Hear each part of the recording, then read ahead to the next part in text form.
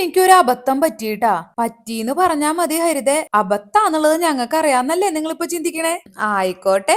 ഇന്ന് രാവിലെ സാധാരണ പോലെ തന്നെ ഞാൻ എഴുന്നേറ്റ് ഇന്നലെ തീരുമാനിച്ചു വെച്ച സംഭവങ്ങളെല്ലാം ഉണ്ടാക്കാൻ തുടങ്ങി. അപ്പൊ അതിലാണ് എനിക്കൊരു അബദ്ധം പറ്റിയത് ട്ടാ. അത് എനിക്ക് തോന്നുന്നത് എനിക്കൊരു തിരിച്ചടിയായിട്ട് ദൈവം തന്നതാണെന്നാണ്. എന്താന്ന് വെച്ചാ ഒരു ദിവസം ശ്രീലക്ഷ്മിയും രാജേഷേട്ടനും ഒക്കെ വീട്ടിലേക്ക് വന്നപ്പോ ശ്രീലക്ഷ്മി പറഞ്ഞിരുന്നു, ശ്രീലക്ഷ്മി ഡെലിവറിക്ക് വേണ്ടി ഹോസ്പിറ്റലിൽ അഡ്മിറ്റ് ആയിരുന്നപ്പോ രാജേഷേട്ടനാണ് കുക്ക് ചെയ്ത് ഫുഡ് കൊണ്ടു കൊടുക്കാറുള്ളത് ഹോസ്പിറ്റലിലേക്ക്. അങ്ങനെ ഒരു ദിവസം ചിക്കൻ കറി വെച്ചപ്പോ പറഞ്ഞു കൊടുത്ത പാത്രം മാറിപ്പോയിട്ട് ചിക്കൻ മസാലയ്ക്ക് പകരം സാമ്പാർ പൊടി ഇട്ടാണ് അത്ര ചിക്കൻ ഉണ്ടാക്കിയത്. എന്തായാലും രാജേഷേട്ടൻ ഇത്ര എഫേർട്ട് എടുത്ത് കുക്ക് ചെയ്ത് അവർക്ക് ഭക്ഷണമൊക്കെ കൊണ്ടു കൊടുത്തു എന്ന് പറഞ്ഞപ്പോ എനിക്ക് ഭയങ്കര സന്തോഷമായി. ഞാൻ രാജേഷേട്ടനെ ഒരുപാട് ആ കാര്യവും പറഞ്ഞ് അപ്രീഷിയേറ്റ് ചെയ്തു.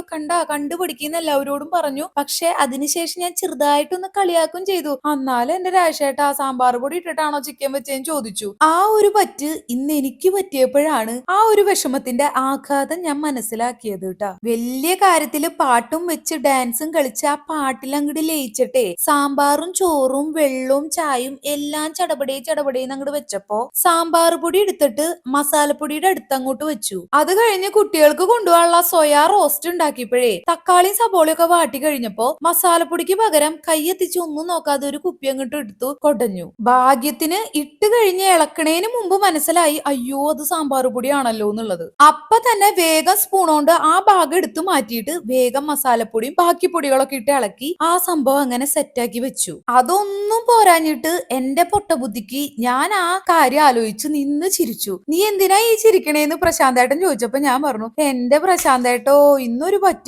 പറ്റീന്ന് പറഞ്ഞാ മതി ഹരിതേ, അവത്താന്ന് എനിക്കറിയാം എന്ന് പ്രശാന്തേട്ടനും പറഞ്ഞു. എന്നാ പിന്നെ ഞാൻ പറയണില്ല എന്ന് പറഞ്ഞപ്പോ പറഞ്ഞേ അങ്ങനെയല്ല നീ പറയ് എന്താന്ന് എന്ന് പറഞ്ഞു. സാമ്പാർ പൊടി എടുത്തു വെച്ച സ്ഥലം മാറിപ്പോയി പ്രശാന്തേട്ടാ. സൊയയിലിടേണ്ട മസാലപ്പൊടിക്ക് പകരം സാമ്പാർ പൊടി എടുത്ത് തട്ടി. അതാണ് ഞാനിപ്പോ ഈ പറഞ്ഞുകൊണ്ടിരിക്കണേട്ടാ. അത് കേട്ടപ്പോ പ്രശാന്തേട്ടൻ പറഞ്ഞ മറുപടി നിങ്ങൾക്ക് കേൾക്കണോ?